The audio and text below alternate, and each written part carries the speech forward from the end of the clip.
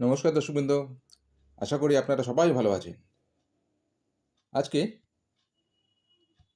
আমি আপনাদের উৎসাহশূন্য জাতক জাতিকাদের সম্পর্কে কিছু কথা বলব। যে সমস্ত জাতক জাতিকারা উৎসাহশূন্য হয়ে থাকেন, কেন হয়ে থাকেন, কী কারণ, এবং হাতের করতলে, হস্ত করতলে কী চিহ্ন থাকলে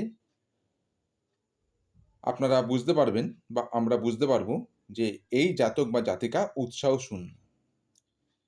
এদের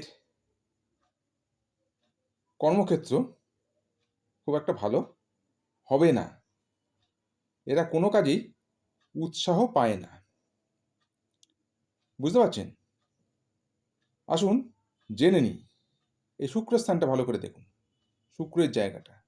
আগের ভিডিওতে আমি এই শুক্রর স্থানটা বলেছি। তো এই শুক্রস্থানটা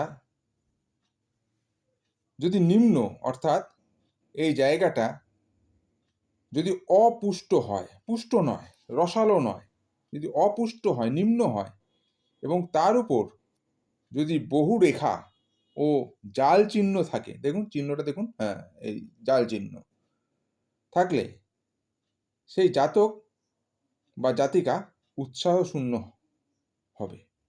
এদের মধ্যে উৎসাহ থাকবে না।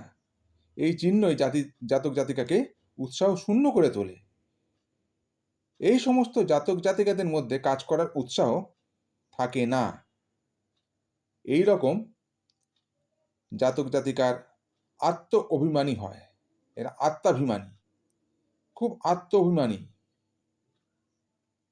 এদের মধ্যে আত্ম অভিমান প্রবল থাকবে, আর এর ফলে তারা কর্মে বাধা অনুভব করবে।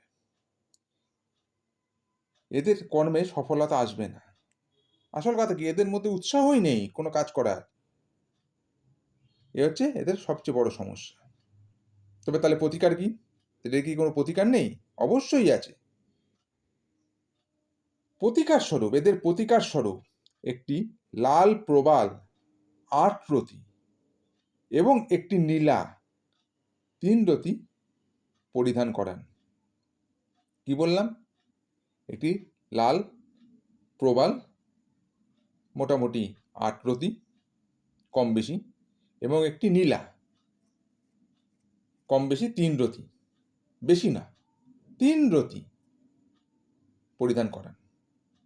দেখবেন এদের জীবনে কিরকম পরিবর্তন হয়।